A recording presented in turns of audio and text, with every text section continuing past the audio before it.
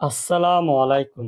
জীবনটা আসলে কোনো সোজা কিংবা মসৃণ পথ নয়। এখানে আছে উত্থান, আছে পতন, আরও আছে হাজারো বাধার আবরণ। কিন্তু সেই পথটা যদি একটু আঁকাবাঁকার মাটির সুবাস মাখানো হয়, তবে প্রতিটি পদক্ষেপে যেন এক নতুন রোমাঞ্চ খুঁজে পাওয়া যায়। আজ আমি আপনাদের নিয়ে যাচ্ছি আমার চেনা জানা এক আনন্দের খোঁজে।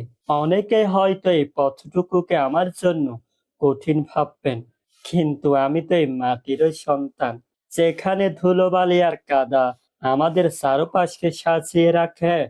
সেখানে প্রতিটি বাধা পেরিয়ে সামনে এগিয়ে যাওয়ার মাঝে লুকিয়ে থাকে আসল তৃপ্তি।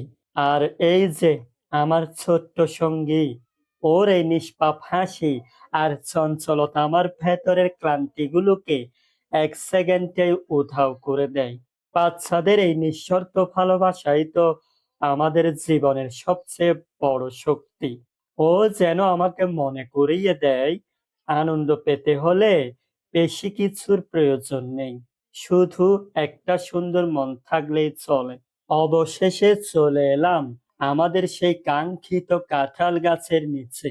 মাশাআল্লাহ, দেখুন গাছের গোড়া থেকেই কেমন থোকা থোকা কাঁঠাল ধরে আছে। প্রকৃতির এই উপহার নিজের চোখে দেখার আনন্দটাই অন্যরকম। ও আমাকে টেনে টেনে দেখাচ্ছে কোনটা বেশি বড়, কোনোটা হয়তো কয়দিন পরেই পেকে যাবে। ওর এই উচ্ছ্বাস দেখে আমারও ইচ্ছে হয় সেই ছোট্টবেলায় ফিরে যাই।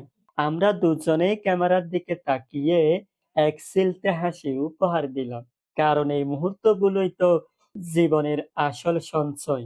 ছোট্ট সোনামণি তো নাছোড় বান্দা। ও আমাকে বারবার বলছে, আম গাছটা দেখলে না তো, আমের ভিডিওটা করলে না তো।